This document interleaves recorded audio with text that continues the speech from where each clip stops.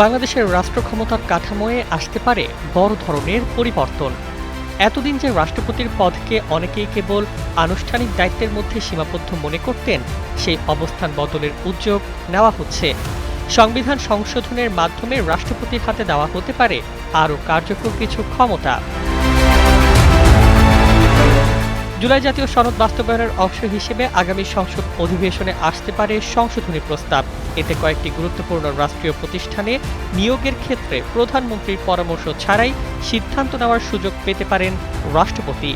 এর মধ্যে রয়েছে মানবাধিকার কমিশন, তথ্য কমিশন, প্রেস কাউন্সিল, আইন কমিশন, বাংলাদেশ ব্যাংকের গভর্নর এবং এনার্জি রেগুলেটরি কমিশনের শীর্ষ পদ। এভাবেই কোটি কোটি মানুষের ঘরে দেশ জুড়ে ফ্রিজ একটাই, ওয়ালটন। তবে এই প্রস্তাব ঘিরে রয়েছে রাজনৈতিক আলোচনা। কয়েকটি নিয়োগে রাষ্ট্রপতির স্বাধীন ক্ষমতার বিষয়ে সমর্থন থাকলেও বাংলাদেশ ব্যাংকের গভর্নর ও জ্বালানি নিয়ন্ত্রক সংস্থার নিয়োগ নিয়ে আপত্তি জানিয়েছে বিএনপি। যদিও আলোচনার মাধ্যমে এ বিষয়ে সমঝোতার সম্ভাবনাও রয়েছে। পরিবর্তন আসতে পারে রাষ্ট্রপতির ক্ষমতা প্রদানের ক্ষেত্রেও। মৃত্যুদণ্ড সহ বিভিন্ন সাজা কমানো, স্থগিত বা মওকুফের ক্ষেত্রে রাষ্ট্রপতির ক্ষমতা বহাল থাকলেও যুক্ত হতে পারে নতুন শর্ত। কোনো সিদ্ধান্তের আগে ভুক্তভোগী পরিবার বা মামলার বাদীর মতামত নেওয়ার বিষয়টি বিবেচনায় রয়েছে।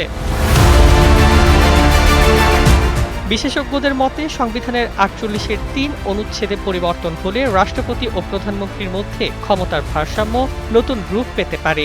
কারণ বর্তমান ব্যবস্থায় অধিকাংশ সিদ্ধান্তেই রাষ্ট্রপতিকে প্রধানমন্ত্রীর পরামর্শের উপর নির্ভর করতে হয়।